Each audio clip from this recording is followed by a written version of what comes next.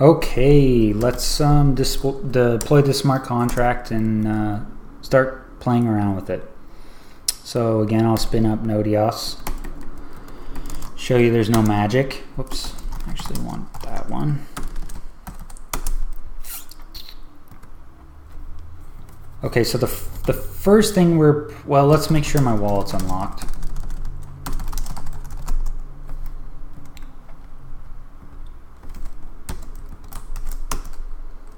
Okay, the wallet's unlocked now. The first thing we're probably going to need to do is let's deploy the smart contracts. So first we need to create accounts.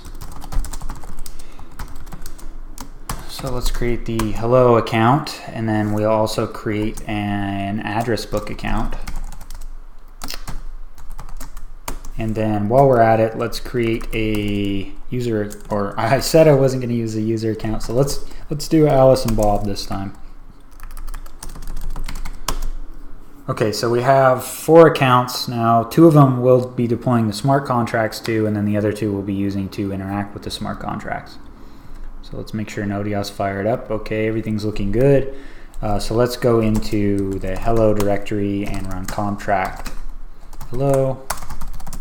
And this should deploy the hello contract that we deployed a couple videos back. And really all we're doing with this one is proving that we can call one smart contract from another. So we'll be calling using that the action function. Oh, what? I got 2 hellos. Okay, hold on.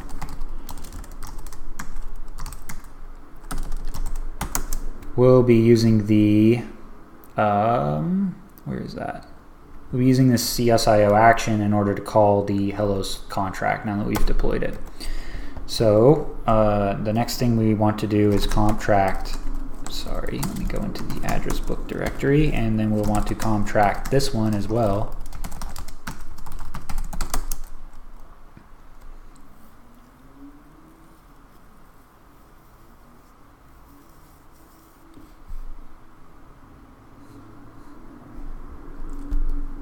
Okay, so now we have both of the smart contracts deployed to their respective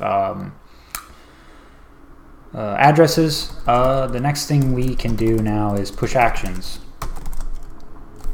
So we want to push action to the Addressbook.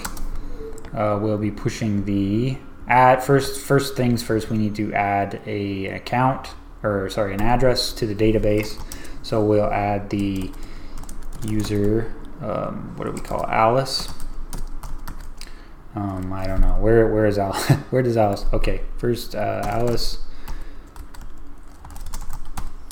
Her last name is in Wonderland.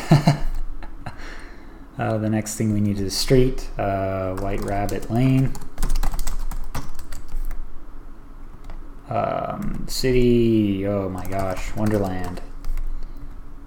Then we need a state. I'm running out of jokes.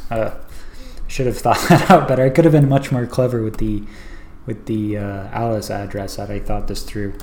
And then finally we have a zip code. I don't know. Let's just use a zip code that I'm familiar with. The next thing we need to do is pass in the permissions of Alice. And it doesn't work. Why does it not work? What is this complaining about?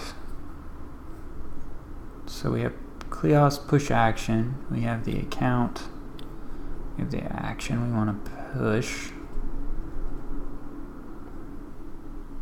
It's not liking. So maybe did I not pass enough parameters? I know what it is. I've actually ran into this previously.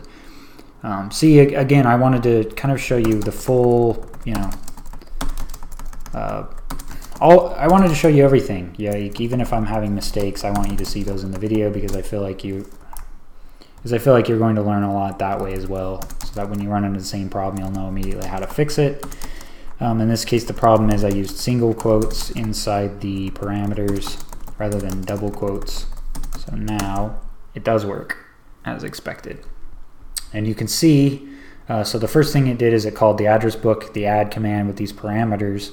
And then immediately after that, it called the hi action, passing the user Alice, and we got hello Alice, welcome to the Addressbook, printed out as we would expect here in the hello smart contract.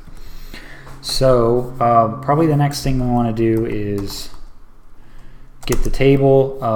So this is essentially the CLIOS way of reading data that's in databases. And one thing to point out is this is public. Like at this point, if I was running a public node, let's say there were 5 of us, we're all running node EOS as a block producers, I guess.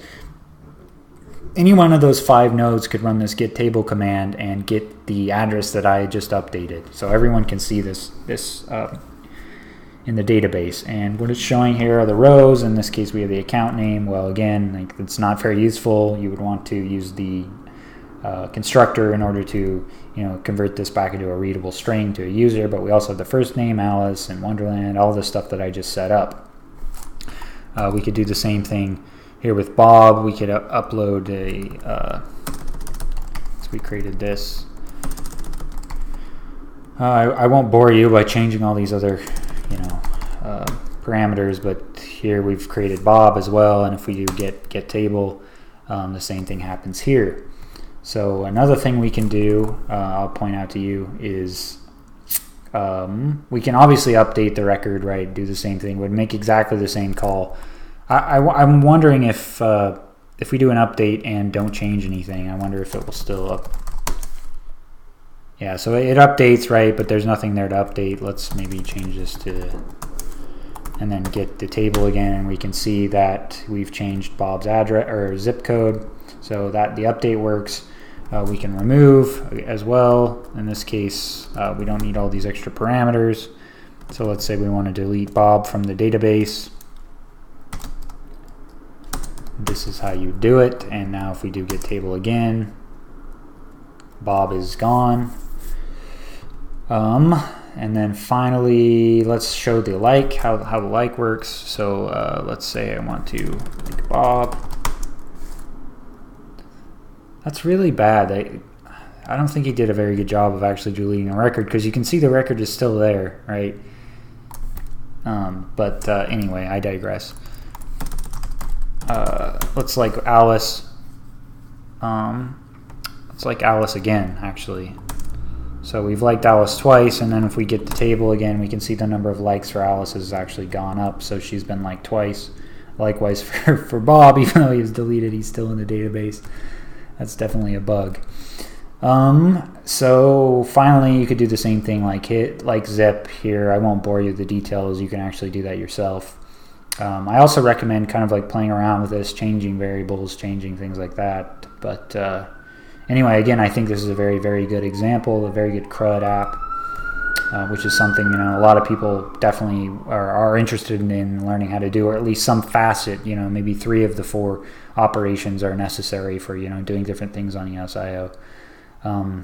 So I think that's most of the smart contract stuff I want to go through kind of in a nutshell. I was going to go deep dive into multi-indexes, but I really feel like the Boost videos did a very good job of explaining that, because not too much changes between EOSIO and the Boost multi-index. So I'll see you probably in the next section of the course. See you then.